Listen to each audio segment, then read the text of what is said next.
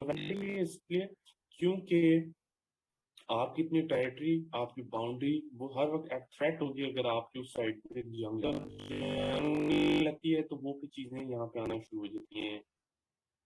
Terror लोग आ रहे होते हैं तो सब सॉवरेनिटी भी चैलेंज होती है। एक ये पॉइंट देख लें।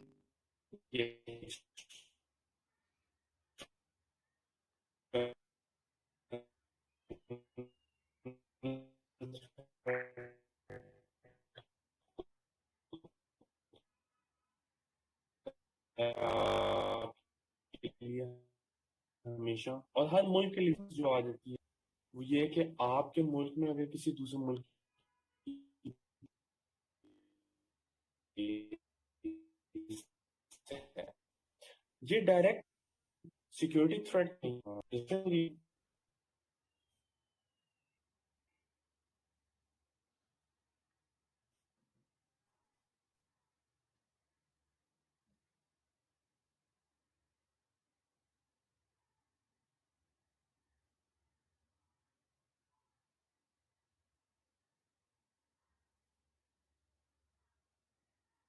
आवाज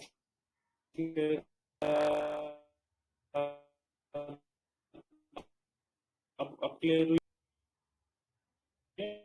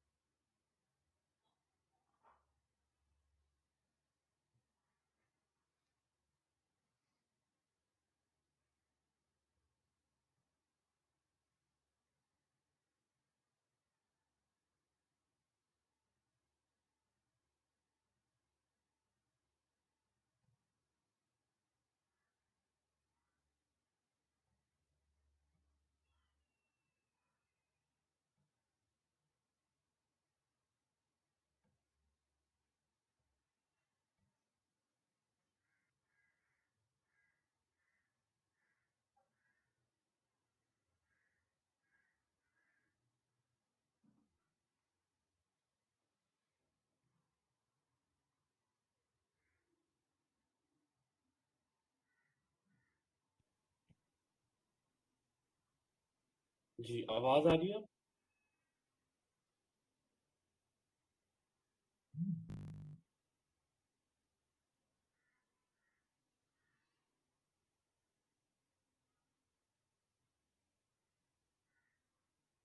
ठीक है चलें। अच्छा, तो उससे रिलेटेड एक और जो कॉन्सेप्ट होता है दैट,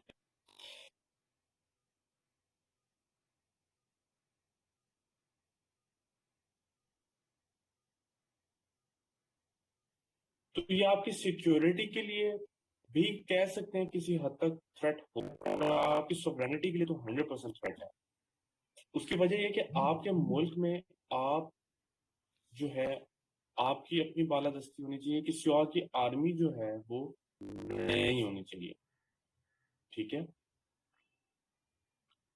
मुझे जरा 1 मिनट दीजिएगा, ये इंटरनेट मसला कर रहा है, जरा 2 मिनट दीजिएगा प्लीज।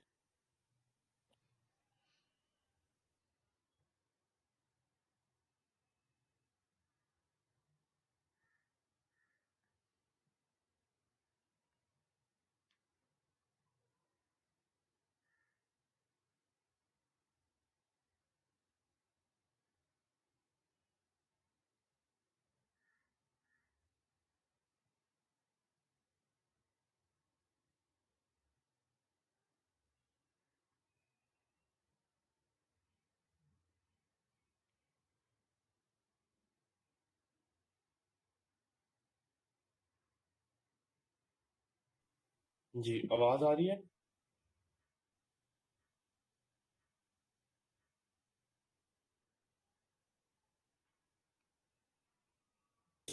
मेड ही है ना डेट ट्रैप, तो वो बिल्कुल हो सकता है, 100% हो सकता है, डेट ट्रैप हो सकता है।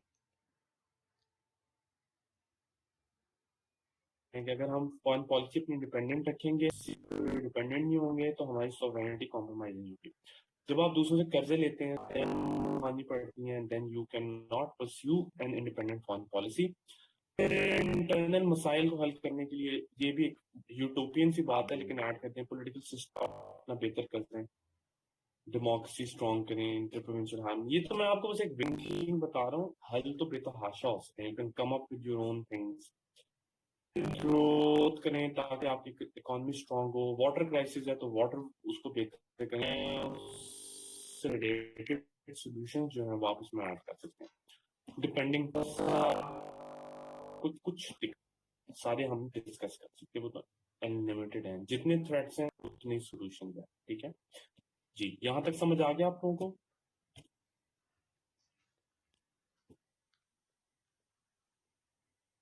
क्लियर हो गया यहाँ तक? सिक्योरिटी इश्यूज, उसमें नॉन ट्रेडिशनल सिक्योरिटी इश्यूज हैं, ट्रेडिशनल सिक्योरिटी इश्यूज, सॉवरेनिटी है, non traditional threats to sovereignty है, और ट्रेडिशनल थ्रेट्स टू सॉवरेनिटी। ये सबका हो जाएगा 20 मार्क्स का, यही आपने उसमें ऐड करने हैं। हो सकता है डायरेक्टली क्लाइमेट चेंज पूछ सकता है, कुछ और पूछ ले, लेकिन आपने वाटर शॉर्टर तो वैसे भी प्रिपेयर करना है, तो वो ऐड हो जाएंगे। ठीक है, चलिए अब आगे चलते हैं। अच्छा, हमारा जो इससे रिलेटेड टॉपिक है आइडियोलॉजिकल, 100% हो सकता है।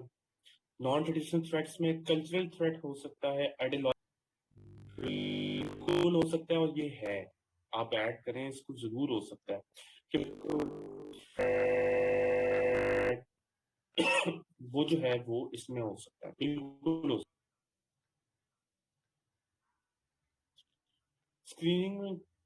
स्क्रीनिंग का कुछ, स्क्रीनिंग में पता नहीं इसमें क्या आ सकता है, to be honest I have no idea. इसमें से मुश्किल ही है, ये आपके एक्चुअल पेपर्स में जरूर आ जाएगा एमसीक्यू में ना। चलिए आगे चलते हैं। अच्छा, अब that is ethnic issues in national integration, ये टॉपिक है, कहीं कहीं आ सकता है, नहीं तो एक अभी हेडिंग है वो तो आ सकती है। इश्यूज से रिलेटेड चीजें कर रहे हैं, ethnic issues and national integration, ये बहुत बड़ा मसला है। नेशनल इंटीग्रेशन क्या चीज होती है? National integration, awareness of a common identity among the citizens of a country. This means that although speak different languages, we recognize the fact that we are all. ठीक है, it is not just a national feeling but the spirit which brings people together similar endeavor। इसका मतलब ये है कि लोग जो इकट्ठे एक जगह पे रहते, तो उनके अंदर एक सेंस ऑफ आइडेंटिटी हो कि हम एक हैं, that is known as national. Integrate होना क्या होता है? आपस में लिंक होना, आपस में मिले हुए होना। तो नेशनल क्यों हम ये पढ़ रहे हैं? क्योंकि पाकिस्तान में डाइवर्सिटी है, डिफरेंट एथनिक ग्रुप्स हैं, डिफरेंट लैंग्वेजेस लोग हैं, डिफरेंट सब कल्चर्स हैं। आपस में इंटीग्रेशन एक मसला है और हमेशा से रहा है, इसलिए एथनिक नेशनल इंटीग्रेशन को भी पढ़ना जरूरी है। पाकिस्तान में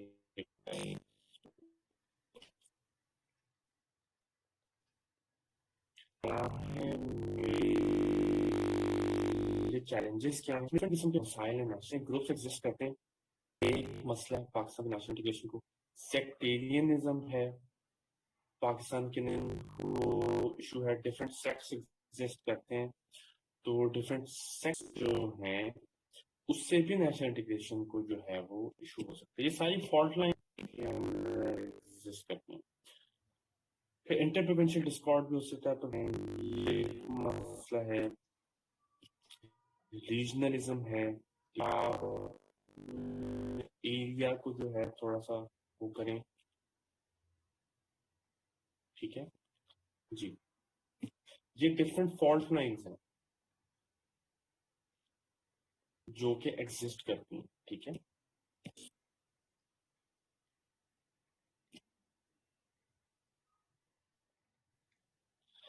अच्छा, थोड़ा सा नेशनल इंटीग्रेशन के थ्रेट्स को हम देख लेते हैं, जो कि पाकिस्तान की हिस्ट्री के पर्सपेक्टिव में।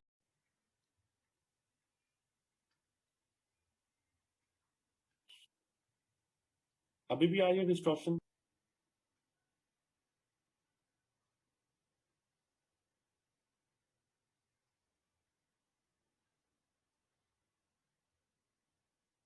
क्लियर आ रही है आवाज?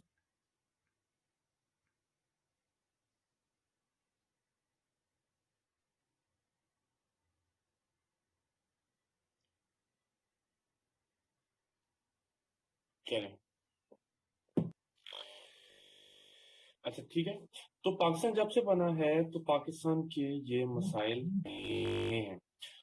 जब पाकिस्तान बना, लैंग्वेज का इशू था। लैंग्वेज का क्या इशू था कि लैंग्वेज ऑफिशियल, ये मसले थोड़े से हुए उस टाइम पे, किया जा रहा था, लेकिन ये ईस्ट पाकिस्तानी लोगों को एक्सेप्टेबल नहीं था। वहां से फिर लैंग्वेज मूवमेंट, राइट्स हुई, आप कह सकते हैं कि पाकिस्तान में रीजनलिज्म स्टार्ट हुआ प्रॉपर तरीके से। फिर वो भी शुरू हो जाती है, और जिसमें क्या है कि नेशनलिज्म, उस टाइम पे एनडब्ल्यूएफ कहते थे, उसका राइज हुआ कि सिंधु देश मूवमेंट है, सिंध बेस्ड नेशनलिस्ट मूवमेंट थी, ये आ गई 1970s में। भी चल रही है, 5-6 दफा वहां पे जो है ये मिलिटेंसी अपनी पीक पे आई है बलूचिस्तान में। फिर 71 में हम देखते हैं कि इस पाकिस्तान सेपरेट हो जाता है। ये एक इम्पॉर्टेंट चीज है, ये देखिएगा। 1990s में फिर कराची में बहुत ज्यादा शुरू होता है, 80s और कराची में वहां पे एथनिक कॉन्फ्लिक्ट बहुत शुरू हो जाता है, ये आपने देखा होगा। डिफरेंट एथनिक ग्रुप्स हैं, वो एक मसाइल शुरू हो जाते हैं वहां पे। फिर 2000 में फिर दोबारा ये, और ये एक नेशनलिस्ट मूवमेंट है, पूरी 2000 चलेगी। और ये, फिर हम इसमें वॉर ऑन टेरर भी ऐड कर सकते हैं। वॉर ऑन टेरर कैसे ऐड कर, ये पाकिस्तान की नेशनल इंटीग्रेशन के लिए इशू था, क्योंकि फाटा और वो सारा रीजन और टेररिज्म, वो इसमें आप ऐड करें। और ये भी होता है, एक सिंबलिज्म है पाकिस्तान की इंटीग्रेशन का, क्योंकि उसको इंटीग्रेट भी किया जा रहा है। तो ये उस चीज को सिंबलाइज करता है। तो पॉइंट सिर्फ आपको दिखाने का ये है कि आपके जहन में भी हो कि जब से पाकिस्तान मौकों पे डिफरेंट एथनिक ग्रुप्स में ये कहीं ना कहीं जो है ये सेपरेशन है, जो मूवमेंट्स रही हैं, और नेशनल इंटीग्रेशन को थ्रेट्स रहे हैं पाकिस्तान में। बड़ा एक मसला जो है ना पाकिस्तान में रहा है। जो हाथ क्या है कि पाकिस्तान में नेशनल वीक रही है, और उसकी वजह क्या, कॉजेज इंटीग्रेशन के आपस में मिलना। हमने देखा कि थ्रेट्स रहे हैं। 2018 में एक क्वेश्चन भी आया था कि पाकिस्तान में थ्रेट्स। तो अब हम देख रहे हैं कि वजूहात क्या हैं। यही जो वजूहात हैं डिफरेंट, ये हम देखेंगे कि डिफरेंट जो एथनिक ग्रुप्स हैं, डिफरेंट लोग हैं, वो एलिनेट होते हैं स्टेट से। सबसे पहले पॉलिटिकल फैक्टर्स, पॉलिटिकल फैक्टर्स हैं जिसकी वजह से जो है वो होता है कि नेशनल इंटीग्रेशन चैलेंज होती है। शुरू में ये था कि कॉन्स्टिट्यूशन बनने में बहुत, पाकिस्तान का जो पॉलिटिकल सिस्टम है शुरू में वीक हो गया, और एक अनसर्टेनिटी का, और डिफरेंट जो एथनिक ग्रुप थे उनको लगा कि जैसे हम लोगों के राइट्स नहीं हमें मिलेंगे, मसला है। और जब आया भी वो निजाम, तो there was a lack of autonomy. Political autonomy क्या होती है कि आपके जो सूबा है, यूनिट्स हैं, उनके पास ऑटोनॉमी, अपने अख्तियारात हो, वो नहीं था। 73 में आने के बाद ये चीजें बेहतर हो गई, और 18 अमेंडमेंट में तो बिल्कुल ही नेक्स्ट लेवल चली गई। लेकिन थ्रू आउट पाकिस्तान की हिस्ट्री ये मसला रहा है, जिसकी वजह से उनमें ओवरली सेंट्रलाइज सिस्टम था। फेडरल सिस्टम, तो फेडरल सिस्टम हमने देखा है कि फ्लॉड था। फ्लॉड इस तरह था कि पावर सेंटर में फेडरल यूनिट्स जो थे उनके पास पावर नहीं थी, उसके एक मसले रहे हैं जिसकी वजह से नेशनल इंटीग्रेशन वीक होती है। तो फेडरल में कहा जाता है कि जितनी डिस्ट्रीब्यूट किया जाए, डिवॉल्व किया जाए, उतनी इंटीग्रेशन होने के ज्यादा चांसेस कि बाय फोर्स इंटीग्रेट करने की कोशिश की जाए सेंट्रलाइज करके। ये भी एक ठीक है। इसके अंदर ये है कि बहुत इंपॉर्टेंट है क्योंकि पाकिस्तान में ये बहुत बड़ी फॉल्ट लाइन है। और फिर न्यू प्रोविंसेस को अवॉइड करें, एथनिक लाइंस पे, ये हम आगे भी बात प्रोविंसेस पे पूरा हमने टॉपिक करना है। अच्छा, एक और पॉइंट मैं बिलीव करता हूँ कि हम लोग अपना जो यूनिफॉर्मिटी क्रिएट करने की कोशिश करें थ्रू एजुकेशन में, कुछ वो कोई कल्चरल पर्सपेक्टिव में ना करें कि सारे एक ही लैंग्वेज बोलें, एक ही वो करें। इंस्टेड हम लोग हो सकता है कि एक प्रोग्रेसिव नेशनल आइडेंटिटी बनाए मॉडर्न लाइंस के ऊपर, वो हम सिलेबस बना सकते हैं जो कि इसको ना छेड़े कि किसी की क्या लैंग्वेज है, एक ग्रुप है। आप बिल्कुल ही उसको एक और लेवल पे आपस में ठीक है। तो कुछ और भी ये पॉइंट्स हैं आप ऐड इसमें कर सकते हैं कि इसमें थोड़ा सा इंस्टीट्यूशन ऐड कर लें। इंस्टीट्यूशंस को कैसे ऐड करने हैं कि वो कौन से इंस्टीट्यूशन है जो कि नेशनल इंटीग्रेशन प्ले करेंगे, और उसमें सीसीआई है जो कि काउंसिल ऑफ कॉमन ट्रस्ट है, ये नेशनल इंटीग्रेशन में रोल प्ले कर सकता है। ये बस एक पॉइंट्स होते हैं, आप सीएसएस में ऐड करें तो अच्छा है। नेशनल इकोनॉमिक काउंसिल है क्योंकि इन सब में आपके सूबों के रिप्रेजेंटेटिव्स भी होते हैं।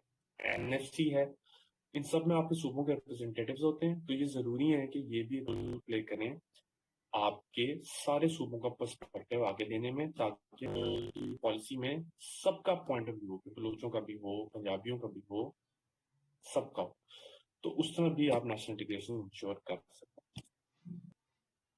ठीक है। अच्छा, अब इसके साथ ही एक और इशू है जिसपे सवाल आ भी सकता है, नहीं भी आ सकता, पर आपको होना चाहिए इसके ऊपर पता कुछ ना कुछ। वो है issue of new provinces. Issue of provinces क्या है कि नए प्रोविंसेस होने चाहिए या नए होने चाहिए, नहीं होने चाहिए। इसमें जो है ना टॉपिक, और इन चीजों से रिलेटेड ही एक टॉपिक है। सबसे पहले देख लें कि वो कौन डिफरेंट डिमांड्स हैं न्यू प्रोविंसेस की। इसके अलावा भी एक दो हैं थोड़ी सी मार्जिनलाइज, उनको इग्नोर कर दिए। थोड़ी सी मेन स्ट्रीम मशहूर वाली मैंने जो है वो रखी है। पहले देख लेते हैं कि वो कौन सी डिमांड है। उस पर बात करने से पहले कि न्यू प्रोविंस होने चाहिए या नहीं होने चाहिए, ये देखना जरूरी है कि हैं कौन सी डिमांड, ये आपको पता होना चाहिए। सबसे पहले साउथ पंजाब प्रोविंस है। साउथ पंजाब प्रोविंस की क्या डिमांड है कि नॉर्थ और साउथ पंजाब है, इसमें फर्क है। नॉर्थ बहुत ज्यादा डेवलप्ड है, तो आर्ग्यूमेंट ये डिस्पैरिटी है, तो साउथ को अलग करते हैं। साउथ में क्या आता है, ये मुल्तान, मुजफ्फरगढ़, ये सारे एरिया जो हैं, भावलपुर, ये सारे आते हैं साउथ पंजाब में। चूंकि उस नहीं है, नॉर्थ ज्यादा डेवलप्ड है, तो हमें बेसिकली अलग सूबा बना रहे हैं। ये है साउथ पंजाब की डिमांड। फिर है भावलपुर प्रोविंस की डिमांड। भावलपुर स्टेट होती थी पाकिस्तान बनने के वक्त, तो उनका क्लेम ये कि अगर साउथ पंजाब प्रोविंस करना है तो नहीं है, भावलपुर स्टेट हमारी जो है उसको रिवाइव करें, भावलपुर जो है प्रिंसिपल स्टेट होती। तो इनका जो क्लेम है बेस्ड ऑन हिस्टोरिकल एक लेगेसी है, ठीक है, कि उसको रिवाइव करना। ये है कि हम सेपरेटनेस से हम अपना एक हमारे एक लेगेसी है। फिर हजारा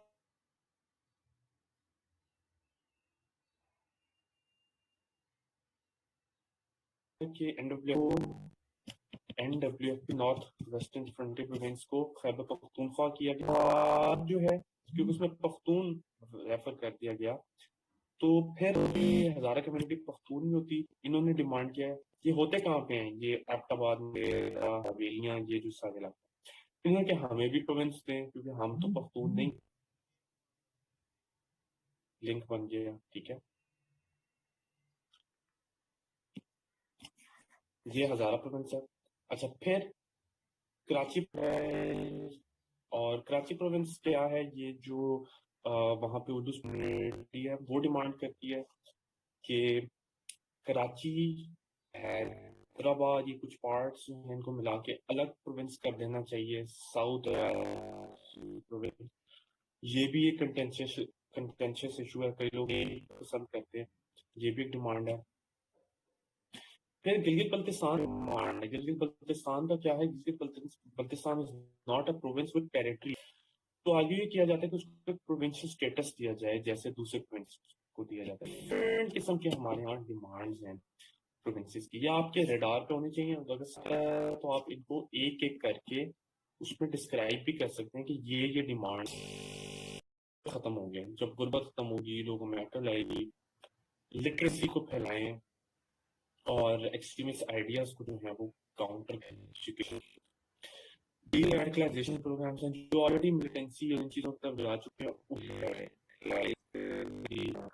करें, ये भी जरूरी है। अपनी सोसाइटी और आर्म्स कंट्रोल करें, ये भी जरूरी है, क्योंकि पाकिस्तान बड़ी ही एक वेपनाइज्ड किस्म की सोसाइटी है, वेपन बहुत ज्यादा है। बेहतर कोऑर्डिनेशन करें सिक्योरिटी एजेंसीज और इंटेलिजेंस एजेंसी। इंटेलिजेंस वो होती है जो इंटेल प्रोवाइड करती है, और सिक्योरिटी वो होती है जो कि एक्चुअली इन्फोर्स करती है जाके, तो उनकी आपस में कोऑर्डिनेशन है। सीटीडीज वगैरह को स्ट्रॉन्ग करें, इक्विप करें, तब आप टेररिज्म को काउंटर कर सकते हैं।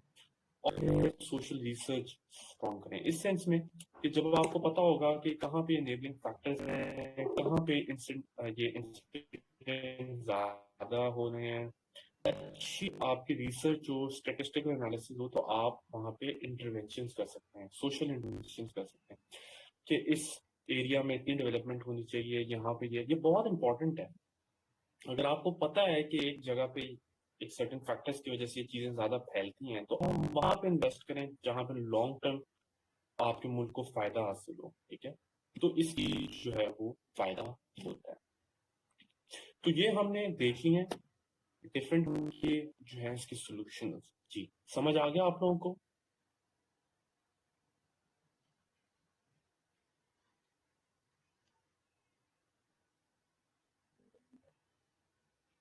जी क्लियर है। आज का लेक्चर यहाँ पे हम लोग का खत्म हो। और आज हमने different security type issues Pakistan के देखे हैं, सिक्योरिटी और territory related, militancy related, national integration, new princess, different आपस में थोड़ा सा इनका एक लिंक बनता है, ये उस तरह के इश्यूज हैं। और ये इनमें से एक आधा सवाल आ सकता है। जी देख लें।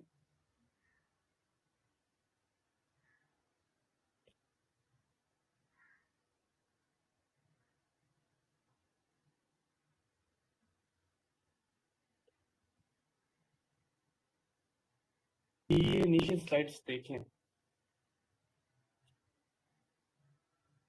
ये समझ आ रहा है लेक्चर आप लोगों को?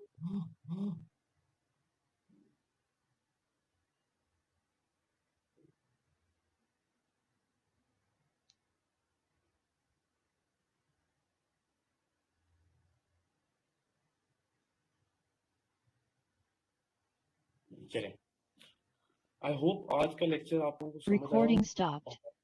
कल जो है फिर मुलाकात होती है। टेक केयर एंड अल्लाह हाफिज।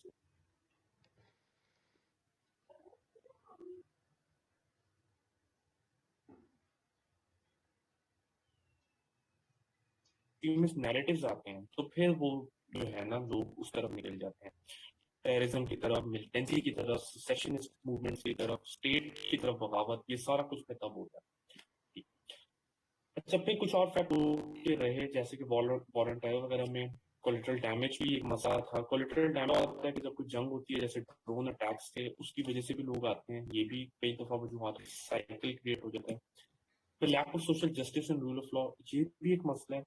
जब आपके लोगों को इस किस्म की एक रूटीन एक्सपीरियंस हो कि उन्हें जस्टिस नहीं मिल रहा, स्टेट उनको जो है रूल ऑफ लॉ नहीं है, फिर भी ये होता है, लोग जो है ऑल्टरनेट सिस्टम्स की तरफ जाते हैं। इसलिए जो लेजिटिमेट ग्रीवेंसेस होती है ना लोगों की, उनको भी एड्रेस करना बहुत जरूरी है। गवर्नेंस इसलिए बहुत जरूरी है कि गवर्नमेंट के अंदर आपका एतबार उठ जाए तो लोग फिर गवर्नमेंट को नहीं मानते, वो फिर कहते हैं ना नया सिस्टम ले आओ, या कोई जो है उसको वेस्टर्नाइज करने की और कोशिश करते हैं। स्टेट की ग्रिड, सोवरेनिटी सब वीक हो जाता है। ये भी वजूहत हैं, इसलिए भी गवर्नेंस, पब्लिक सर्विस डिलीवरी बहुत जरूरी है इन चीजों को खत्म करने के लिए। मिलिटेंसी थ्राइव्स इन वीकली गवर्न स्पेस। उस फिर एक और पॉइंट ये भी है कि स्टेट की जहां रेट वीक होती है, जैसे फाटा वगैरह में, वहां पे मिलिटेंसी थ्राइव करती है। वो एरियाज ऐसे होते हैं जहां पे स्टेट का लॉ एंड ऑर्डर नहीं होता, वहां पे लोग करते हैं ये चीजें। और फाइनली फॉरेन लिंकेजेस, ये तो एक पॉइंट है कि जो फैक्टर्स, जो इनेबलिंग फैक्टर्स एक मुल्क में होते हैं, उनको एक्सप्लॉइट करके जो मुल्क जो हैं जैसे कि इंडिया है, वो आपके मुल्क में वो फैक्टर्स को इन्हेंस करता है और करता रहेगा। इसलिए आपको उनको भी खत्म करना है और फैक्टर्स को भी खत्म करना है। इम्पैक्ट्स देख लें टेररिज्म के पाकिस्तान पे क्या हुए हैं। बहुत से इम्पैक्ट्स हैं, ये काफी ऑब्वियस हैं। लॉस ऑफ प्रेशियस लाइफ है, और लॉस ऑफ प्रेशियस लाइफ क्या है, लोगों ने जान लोगों की गई है। हमारे जो है फौजी बहुत ज्यादा शहीद हुए हैं, सिटीजन बहुत ज्यादा शहीद हुए हैं इसमें।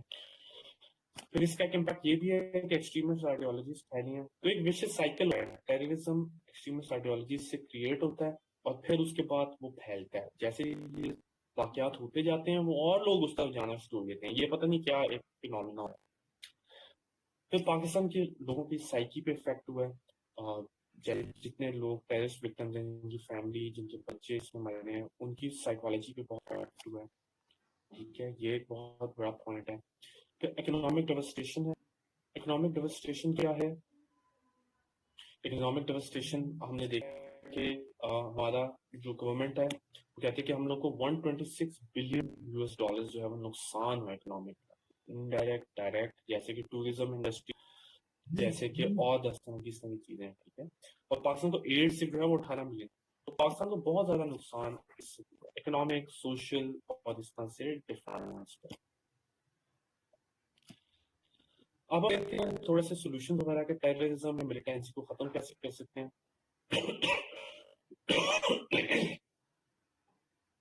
सबसे पहले हम लोगों को जो है टेररिज्म केसेस, मिलिटेंसी के केसेस को डील करने के लिए, फाइल्स करने के लिए ऐसी कोर्ट्स होनी चाहिए जैसे मिलिट्री कोर्ट्स बनी थी, लेकिन नॉर्मल कोर्ट्स जो है वो बेहतर होनी चाहिए। फिर नेक्टा वगैरह का रूल स्ट्रॉन्ग करना चाहिए। सेंट्रलाइज काउंटर टेररिज्म अथॉरिटी है उसको स्ट्रॉन्ग करें ताकि वो ओवरऑल मुल्क में टेररिज्म को काउंटर कर सके। एंटी टेररिज्म एक्ट आप डाल सकते हैं कि उसको बेहतर तरीके से हम लोग उसमें कोई लेजिस्लेशन करें, अमेंडमेंट करें, उसको बेहतर कर सकते हैं। इंटरनेट या वैसे जो एक्सट्रीमिस्ट कंटेंट है उसको कंट्रोल करें ताकि लोगों को वो नाम मिले या उसका कंटेंट नैरेटिव क्रिएट करें। जितनी प्रोत्साहन ऑर्गेनाइजेशन जो किस तरह के काम करती हैं उनको कंट्रोल करें, ये प्रोत्साहन ऑर्गेनाइजेशन को कंट्रोल करें। टेरर फाइनेंसिंग को रोकें, ये जरूरी है क्योंकि ये फाइनेंसिंग के बगैर ऑर्गेनाइजेशन, सेक्टेरियनिज्म को रोकें, ये जरूरी है। आपकी डेडिकेटेड काउंटर फोर्स हो, वैसे ये हैं सूबों की सीटीडीज होती हैं, पुलिस की काउंटर टेररिज्म डिपार्टमेंट होते हैं, इसमें पुलिस सर्विस वाले जाते हैं, वो आप ऐड कर सकते हैं। नेशनल लेवल पे नेटो फॉर्म कर सकते हैं, इस तरह पॉइंट है, उसमें आप कर सकते हैं। मदरसा रिफॉर्म, मदरसा रिफॉर्म्स क्या है कि जो एक्सट्रीमिस्ट किस्म की चीजों में मुलविस हैं कुछ मदारिस, उनको आप रिफॉर्म करें, काउंटर करें। ठीक है, जस्टिस सिस्टम को अपने रिफॉर्म करें ताकि लोग से एलिनेट ना हो, ये बड़ा एक इम्पोर्टेंट पॉइंट है। जस्टिस बहुत जरूरी होता है, वरना लोग फैक्टर्स हैं रिस्पॉन्सिबल कि पाकिस्तान में ये चीजें टाइम एंड अगेन होती नहीं है। 60-70 साल में हम तो एक पर्टिकुलर चीज नहीं लेते, एक नहीं ले रहे, ये आगे भी ये मसले हो सकते हैं। सबसे पहले ये कि एथनिक इश्यूज और वीक इंटीग्रेशन, कई मसाइल इसलिए नहीं है मिलिटेंसी उसके कि हमारे एथनिक इश्यूज नहीं है, डिफरेंट एथनिक ग्रुप्स हैं, जैसे कराची में या डिफरेंट एथनिक ग्रुप्स हमने देखे हैं कि वो मुल्क के साथ नहीं रहते या वो एलिनेटेड हैं, तो वो फिर इन चीजों में पार्टिसिपेट करते हैं। उसके हमने सोल्यूशंस देखे हैं, को कैसे जो है वो मेन स्ट्रीम रखा जा सकता है, उनके एलिनेशन को कैसे किया जा सकता है। तो ये तो एक तरीका हो सकता है, एथनिक इश्यूज या एथनिक ग्रुप्स के मसाइल को खत्म किया जाए। फिर है मार्जिनलाइजेशन ऑफ सोशल ग्रुप्स। अब तो क्या होता है कि डिफरेंट, एक तो एथनिक ग्रुप्स तो हैं लेकिन डिफरेंट लोग जो हैं ओवरऑल सोसाइटी कॉन्टेक्स्ट में अपने आप को मार्जिनलाइज फील कर सकते हैं, इस सेंस में कि जब आपको ये लगे कि आपको आपके राइट्स नहीं मिल रहे, जब आपको ये लगे कि स्टेट आपको सही तरह जो है मौके नहीं फराहम करी और आप बिल्कुल ही जो है पीछे रह गए हैं दौड़ में जिंदगी के, तो वो भी एक मसला है। इसलिए इसके साथ एक और भी कॉन्सेप्ट लिंक्ड है, रीजनल इनक्वालिटी का, क्योंकि मार्जिनलाइजेशन और regional inequality go hand in hand. आप जब फाटा देखे वहां ज्यादा मिलिटेंसी क्यों ग्रू हो गई, या बलूचिस्तान के कई एरियाज हैं या इस तरह से कोई भी जो एरियाज हैं, क्यों गरीब इलाकों में बेसिकली ये ज्यादा होता है। उसकी वजह ये कि वो एरिया होते हैं। आप ये देखेंगे कि ये फैक्टर्स जो डिफरेंट हैं वो को रिलेट करते हैं, कोर्स करते हैं कि कोई एथनिक ग्रुप होगा, वो ही रीजनल इनक्वालिटी भी फेस कर रहा होगा, मार्जिनाइजेशन भी फेस कर रहा होगा, और ये जब फैक्टर्स वो रिलेट करते हैं तो वहां पे मिलिटेंसी और ये मसाइल होने के ज्यादा चांसेस होते हैं। ठीक है, तो ये आपने रीजनल इनक्वालिटी क्या है कि डिफरेंट एरियाज हैं अंडर डेवलप्ड हैं, दूसरे शहर के ओवर डेवलप्ड हैं, ये इनक्वालिटी है, वहां से भी ये चीज आ जाती है। ये डीप कॉजेज हैं, एक होते हैं वक्ती कॉजेज। वक्ती कॉजेज ये होते हैं कि जी वक्ती कॉज है कि जी वॉर एंड टेरर अफगानिस्तान में लग गई है तो उसका फॉल आउट यहाँ पे आ गया, एक आइडियोलॉजी जो भी।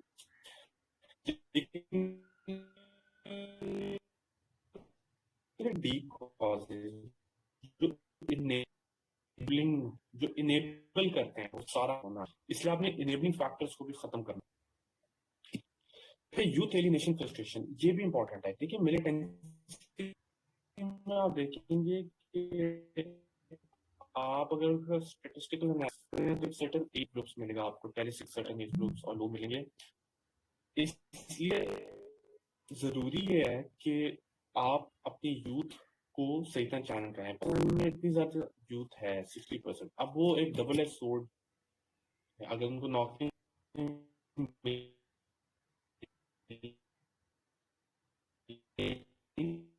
तो वो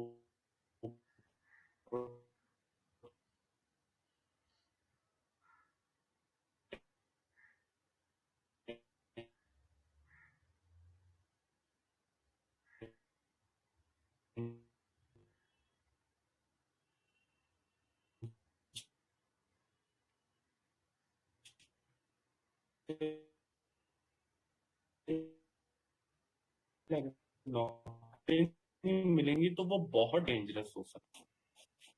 जब ठीक हो जाएगी तो बता दीजिएगा।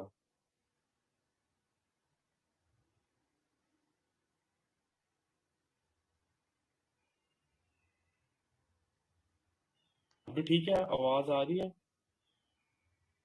अच्छा, ठीक है। तो यूथ को जो है बेसिकली आप सही तरह यूज कर सकते हैं, वरना वो डेंजरस हो सकता है। और ये डिफरेंट जो है ना जो सिक्योरिटी पॉलिसीज और उनको पढ़ के ये पॉइंट्स निकालने हैं, ये खुद हमारी स्टेट ने भी यही एनालिसिस किया है। ये पॉइंट्स जो हैं कि ये सारी वजूहात होती हैं। फ्लॉड एजुकेशन सिस्टम है हमारा, जो एजुकेशन सिस्टम है वो फ्लॉड है पूरी तरह, इस सेंस में कि लोग ओरिजिनल थिंकिंग नहीं करते, कोई साइंटिफिक नहीं है, रट्टा सिस्टम है।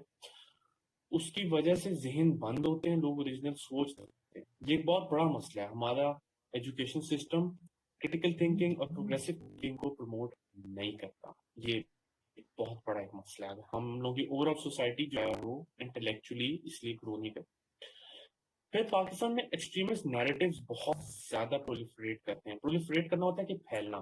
एक्सट्रीमिस्ट नैरेटिव सेक्टेरियन हो, रिलीजियस हो, या वैसी एथनिक हो, कुछ भी हो, कि इसमें इतने पैसे, तो ये होना चाहिए और ये कंपल्सरी होना चाहिए। मतलब मेरा अपना ये ख्याल है कि फर्ज करें आपने डिवाइड कर दिया, अगर 100 अरब जो है वो आपको मिला है, तो आपका प्रोविंशियल फाइनेंस कमीशन अवार्ड हो और उसमें हर डिस्ट्रिक्ट को से, और ये होता भी है, ये करते नहीं है लेकिन ये होता है, ये चीज होती है। तो उसमें फिर क्या होगा कि हर डिस्ट्रिक्ट के पैसे फिक्स हो जाएंगे। साउथ और नॉर्थ वाला तो मसला निकल जाएगा कि अगर मुल्तान डिवीजन है उसके पैसे फिक्स हो गए, डिस्ट्रिक्ट लेवल पे जैसे भी ऑपरेट करता है उसके पैसे फिक्स हो जाए और उसको कुछ छेड़ ना सके। अच्छा, ये बेसिकली ये जो लोकल गवर्नमेंट वाले एक्ट्स आते हैं उसके अंदर भी इसका जिक्र था, जो ये Punjab local government act 2019 I think आया था, कि हर उसके फिक्स हो जाएंगे पैसे, हर डिस्ट्रिक्ट के फिक्स हो जाएंगे, वो पैसे फिर उधर ही लग सकेंगे, वो पैसे लेफ्ट राइट दूसरे डिस्ट्रिक्ट में लग सकेंगे। तो ये अच्छा निजाम है, इस तरह ही होना चाहिए। ये है कि आपके कोई अंडर डेवलप डिस्ट्रिक्ट हैं सूबे के, तो उसके अंदर पैसे चले जाएंगे एंड कुछ चले जाएंगे, वो भी फिर पैसे आप इधर उधर नहीं लगा सकते। ये भी एक टेक्निक है या एक इंस्टीट्यूशन है, ये एक सिस्टम है जो आप कर सकते हैं। ठीक है, एक और इसमें अप्रोच हो सकती है कि आप एक ब्लैंकेट पॉलिसी ना कि होने चाहिए या नहीं होने चाहिए सूबे, और आपने सबको कह दिया कि जितनी भी हमने डिमांड्स देखी हैं ये नहीं होनी चाहिए, ये होने चाहिए, इतना एक अम्ब्रेला अप्रोच ना हो, आप एक डिहाइफिनेटेड अप्रोच रखें इन द सेंस कि हर मसले को, जो हर डिमांड है प्रोविंस की, उसको सेपरेटली डील करें, उस सेपरेट के मेरिट्स और डिमेरिट्स देखें, वो क्यों है, उसको असेस, उसको इंडिविजुअल उसका हल निकालें। मतलब पॉइंट ये है कि आप एक पॉलिसी हर डिमांड में बनाएं। साउथ पंजाब के मसाइल को सेपरेट देखें, फिर जो कराची वाला मसला उसको देखें, दूसरी जो डिमांड है दिल्ली बल्तिस्तान को उसको सेपरेट देखें, और उस सबका अलग एक tailor made solution to particular to that problem जो है वो निकालें कि अप्रोच हो सकती है कि आप इस तरह भी उस पूरी चीज को लेके चल सकते हैं, इंस्टेड के आप ओवरऑल ही बस बना दीजिए। ठीक है, तो ये भी कर सकते हैं जी। तो समझ आ गया आप लोगों को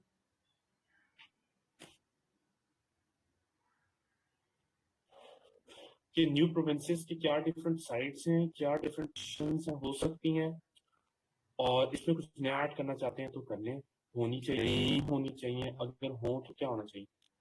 एक्ट का नाम है Punjab local government act 2019।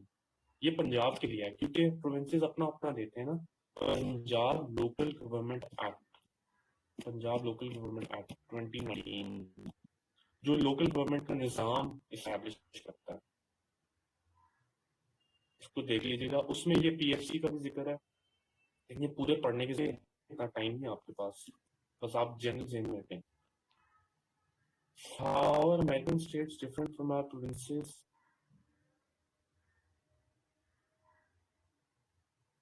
American states जो हैं वो हमारी से कोई बहुत फर्क नहीं होती है, वो भी फेडरल सिस्टम है, हमारा भी फेडरल सिस्टम है, बट वो ओवरऑल प्रेसिडेंशियल सिस्टम है, हमारा ओवरऑल पार्लियामेंट्री सिस्टम है। तो कई चीज फर्क है, कई चीजें नहीं फर्क, कल्चर का फर्क है, निजाम की एप्लीकेशन का फर्क। ये बहुत एक बड़ा एक जो है ना ये बन जाएगा क्वेश्चन, अभी हमारे एम्बेट से बहुत बाहर है, वो पूरे पॉलिटिकल सिस्टम का कंपैरिजन आ जाएगा। ठीक है जी, चलें आगे चलते हैं। अच्छा, आज का जो हमने टॉपिक करना है जो कि टेररिज्म, जो कि मिलिटेंसी, सिक्योरिटी ओरिएंटेड इस किस्म के जो इश्यूज हैं पाकिस्तान के, उससे रिलेटेड है। That is terrorism, war on terror. और इसके हम बेसिक बेसिक चीजें करेंगे, बाकी चीजें आप ऐड कर सकते हैं, आप कई दफा कर चुके होंगे वॉर ऑन टेरर। और मैं आपको बेसिक एनालिसिस बताऊंगा कि आपने इसकी कॉजेज वगैरह को कैसे देखना है। सारी इकट्ठी एक ही चीज है कि टेररिज्म हो या मिलिटेंसी हो, तो उनकी वजह एक ही होती है। ठीक है, टेररिज्म क्या है? Terrorism is lawful use of force और वायलेंस अगेंस्ट पर्संस और प्रॉपर्टी टू इंटिमिडेट और कोर्स द गवर्नमेंट और further seven political social objectives. मतलब आप यूज करें कोई वायलेंट एक्ट्स प्रेशराइज करने के लिए, अपने ऑब्जेक्टिव्स हासिल करने के लिए, इसको टेररिज्म कहते हैं। आप टेरर फैलाते हैं और फिर अपने कोई पॉलिटिकल ऑब्जेक्टिव अचीव करते हैं। पाकिस्तान में इस किस्म की टेररिस्ट एक्टिविटीज हो रही हैं या होती ही नहीं। एक है एथनो पोलिटिकल, कोई एथनिक ग्रुप टेररिस्ट एक्टिविटीज करे। फर्ज करें 100 अरब रुपया आपके पंजाब को एलोकेट हुआ है एनएफसी अवार्ड से। ये हुकूमत, ये फेडरल गवर्नमेंट ने दे दिया नीचे। अब किसी ने वो सारे पैसे लगा दिए नॉर्थ पंजाब में, क्योंकि पूरे सूबे को मिले। फिर आगे चीफ मिनिस्टर की मर्जी है, चीफ मिनिस्टर ने जो है वो नॉर्थ पंजाब में लगा दिया, फैसलाबाद में लगा दिए, गुजरांवाला में लगा दिए, लाहौर में लगा दिए वो पैसे। साउथ पंजाब जो इग्नोर हो गया, तो पैसों की कंसंट्रेशन जो है वो आपके नॉर्थ कंसंट्रेट होगी, जो आपके डेवलपमेंट प्रोजेक्ट्स थे ऐसे या कुछ भी। ठीक है, आपने फर्स्ट करें नया सूबा बना दिया है, तो जब नया सूबा होगा तब तो हो गया साउथ पंजाब और नॉर्थ पंजाब। अब एनएफसी से ही फिक्स पैसे आ जाएंगे जो कि नॉर्थ को भी जाएंगे, और फिक्स पैसे आ जाएंगे जो कि ऊपर जाएंगे। तो वो 100 अरब था, फर्स्ट करें 50 अब नॉर्थ को चला गया, 50 साउथ को, तो 50 इधर ही लग सकता है ना, क्योंकि वो तो है ही अब साउथ पंजाब का। वो 50 बिलियन वो कोई और ऊपर नीचे तो नहीं कर सकता। तो ये आर्गुमेंट एक ये है कि इससे आपका जो है वो पैसे भी उसी तरह फिक्स हो जाएंगे, डायरेक्ट हो जाएंगे। और तो एक और आर्गुमेंट भी है, वो हम आगे देखते हैं। ठीक है, जो इसको थोड़ा सा काउंटर कर सकता है या इसी की एक फॉर्म है। ठीक है, तो ये डिफरेंट आर्गुमेंट्स इन फेवर हैं, क्यों बेहतर है। आई होप ये आप लोगों को समझ आए हो। ठीक है, डिफरेंट आर्गुमेंट्स हैं। अब आर्गुमेंट्स अगेंस्ट देखते हैं, क्यों नहीं होना चाहिए। ठीक है, ये क्यों नहीं होना चाहिए ये भी देख लें। सर पहला इसमें जो कुछ आर्गुमेंट्स हैं against domino effect provinces. Domino effect क्या होता है कि आपने एक नया प्रोविंस बनाया, उसको देख के फिर एक और नया प्रोविंस, फिर उसको देख के एक और नया प्रोविंस, सारे डिमांड करेंगे। ये मसला होता है डोमिनो इफेक्ट। इसे देख के दूसरा, दूसरे को देख के तीसरा, तीसरे को देख के चौथा, तो ये नेगेटिवली भी हो सकता है। ध्यान से डिसीजन लें, जरूरी नहीं होता कि आप एक चीज करें तो वो अच्छी हो जाए, उससे डोमिनो इफेक्ट हो सकता है। कैन स्पार्क सब नेशनलिस्ट मूवमेंट्स। आपने ग्रुप को दे दिया, वही वाली बात है, उसको देख के हो सकता है दूसरों नेशनलिज्म जानते हैं और वो कहें कि हमें भी दें। ये चीजें ऐसे हो जाती हैं, ये मसला है। ठीक है, फिर वही वाली बात है, provinces along ethnic lines can weaken national spirit. ये मसले हैं कि अगर आप एथनिक लाइंस पे डिवाइड, एथनिक पॉलिटिक्स स्ट्रांग हो सकती है, रीजनलिज्म बढ़ सकता है इन चीजों से, और ओवरऑल मुल्क की सिक्योरिटी भी जेपरडाइज हो सकती है। गवर्नमेंट्स हैं, मानते हैं आप या नहीं मानते, गलत बात है कि एक लाइन ऑफ एनालिसिस है ना, आपको पता होना। फिर इसमें ये भी है कि ये इश्यूज हैवीली पॉलिटिसाइज हैं। इस बात का क्या मतलब है कि इसका मतलब ये है कि कई जगहों पे एडमिनिस्ट्रेटिव हैं या सर्विस डिलीवरी के इश्यूज हैं, उसको बुनियाद बना के पॉलिटिक्स किया भाई। ये मसले बहुत हैवीली पॉलिटिसाइज्ड मसले हैं न्यू प्रोविंसेस की वजह से। बहुत सेंसिटिव किस्म के मसले हैं, इतने ध्यान से इस्लाम से आपको कर नहीं सकते, बहुत ध्यान से इनको आपको डील करना चाहिए। ठीक है, तो ये इन चीजों के आपने दूसरी साइड भी आपने देख लेनी है। और फिर आपने देखें कि वे फॉरवर्ड क्या हो सकता है। वे फॉरवर्ड से ये कि अच्छे बुरे दोनों को देख के हम कुछ अपना एक न्यूट्रल दें कि क्या हो ये या क्या हो सकता है, या राइट अप्रोच क्या हो सकती है न्यू प्रोविंसेस की तरफ। एक तो ये आर्गुमेंट जो कि दिया जाता है, आपने भी सुना होगा कि प्रोविंस बनाए पर एडमिनिस्ट्रेटिव ग्राउंड्स पे बनाए, एथनिक ग्राउंड्स पे ना बनाए, कि वो आइन ऐसे ना हो कि एथनिक ग्रुप ने कह दिए तो वहां पे उससे एथनिक वाला मसला भी जो है मसला निकल सकता है। एक ये होने चाहिए, एडमिनिस्ट्रेटिव ग्राउंड्स पे होने चाहिए। आर्गुमेंट है कि मोस्ट इसलिए आई है कि कई ग्रुप से कह रहे हैं कि अंडर डेवलप्ड है, हम लोग को ये एरियाज अंडर डेवलप्ड हैं, हम लोग को एम्पावर किया जाए। हम लोग को लोकल गवर्नमेंट स्ट्रांग करनी चाहिए। लोकल गवर्नमेंट जब स्ट्रांग करेंगे, उससे जब आपकी सर्विस डिलीवरी स्ट्रांग होगी तो उससे मे बी न्यूएंसेस की डिमांड जो है वो खत्म हो जाए। क्योंकि यही मसला है ना कि साउथ पंजाब ऐसे है कि डिलीवरी नहीं है, डेवलपमेंट नहीं, तो आपका निज़ाम अगर वैसे स्ट्रांग हो और वो नीचे तक डिलीवर करे तो प्रॉबेबली शायद वो मसला भी खत्म हो जाए कि बहुत सेंट्रलाइज्ड है या डेवलपमेंट नहीं।